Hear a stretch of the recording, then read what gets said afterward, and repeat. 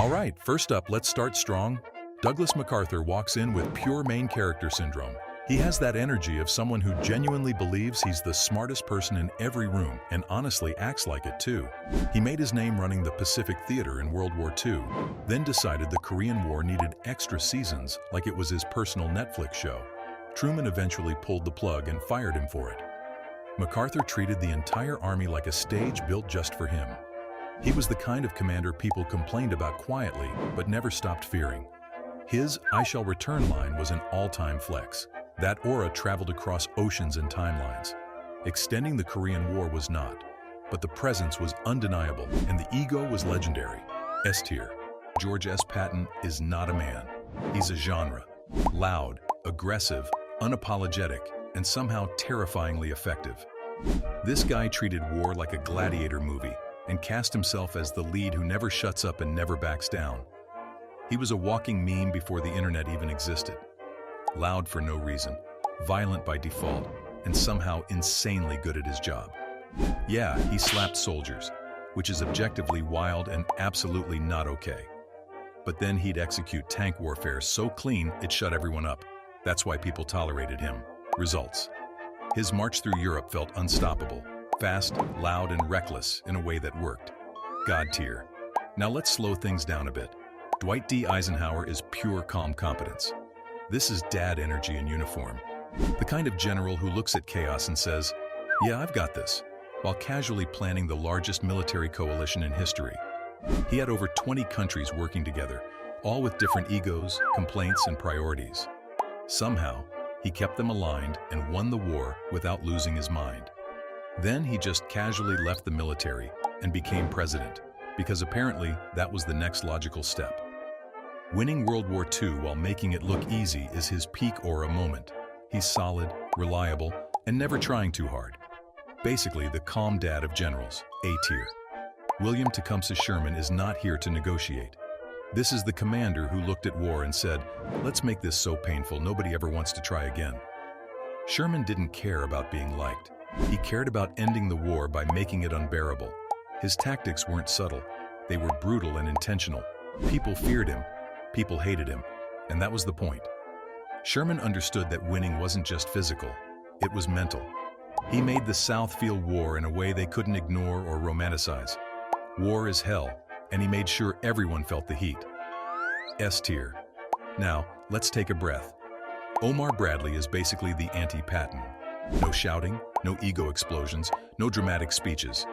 He got things done quietly and treated soldiers like actual people, not props in a war movie. Bradley believed war didn't need glorification.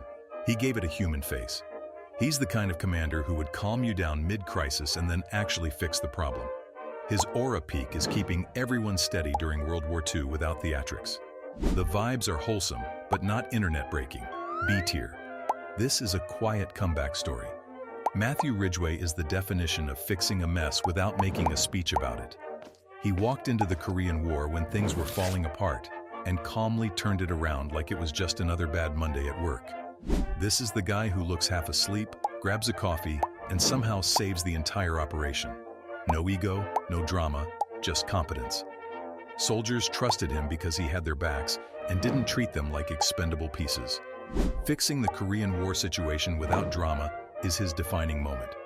Not exciting, but undeniably effective. A tier. Norman Schwarzkopf Jr. is the rare kind of commander who's both popular and effective. If Ridgway was the serious manager, Schwarzkopf was the boss everyone actually liked working for. Charismatic, confident, and completely in control. He ran the Gulf War with clarity and precision.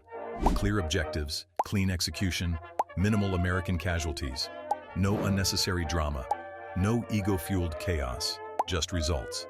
His aura moment is finishing the job and walking away without needing applause. Results speak louder than personality. S tier. Here's where things get complicated. Colin Powell always carried himself like the adult in the room. Calm, professional, measured. The kind of leader people trusted instinctively. He never felt reckless or emotional. He felt safe. Powell is that guy who always keeps it professional. Calm voice, clean image, very trustworthy vibes. Then the UN speech happened, and suddenly the timeline never forgot. One bad moment that keeps getting brought up no matter how solid the rest of the resume is. His aura peak is being steady in every room except that one. The controversy never really logs off. B tier. Alright, now this one hurts a little. David Petraeus was once the golden boy, the smart general, the brainiac who made counterinsurgency sound like something you could teach in a classroom and actually win with. For a while, everyone was impressed. Analysts, politicians, the media. He was the guy. Then the scandal hit. Classified information, bad decisions, and suddenly the aura collapsed overnight. It was a straight fall from respected leader to awkward headline. His aura moment is that peak period when everyone saw him as the future of modern warfare. His aura was peak before the scandal, but you can't Photoshop credibility back in. B tier. Now we're entering awkward territory. Mark Milley is the definition of reluctant authority. Trump-era chaos everywhere, and this guy's main move was saying no a lot and pointing at the Constitution, which, to be fair, is the right move. You want to respect him, but he feels like unsalted crackers in human form. Serious all the time. No charm. His critics called it insubordination, and his supporters called it integrity. Either way, his aura never really clicked. He feels serious, stiff, and permanently tense, like someone who never relaxes even off camera. He stood his ground during political pressure. Respectable? Yes. Memorable? Not really. C tier. Ulysses S. Grant wasn't flashy. He didn't charm rooms or sell speeches. He just kept coming. His entire style was simple. I will outlast you, period. He took losses and kept pushing like it didn't matter. That alone messes with people. You don't beat him. You get worn down by him. Yes, the casualties were brutal, but Grant's aura was pure inevitability.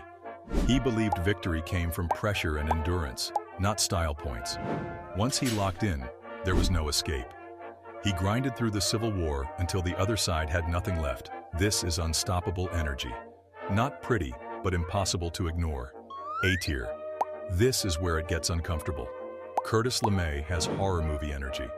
Strategic bombing to him meant zero hesitation and zero concern for who was underneath. Civilian casualties were treated like background noise. LeMay operates without visible empathy. His authority is rooted in fear, not trust. His aura went downhill when he openly pushed destruction without blinking, which is deeply unsettling. The way he spoke about bombing and nukes was way too casual, like this was all just another Tuesday. Nobody is inventing this guy anywhere. His defining moment is being feared, not respected. F tier. Stanley McChrystal was smart, intense, and very serious about reform. On the field, he knew what he was doing. He was intense in a way that worked on the battlefield and absolutely did not work anywhere else. He was a reformer, a thinker, and someone who pushed the military hard to evolve. Then came the politics.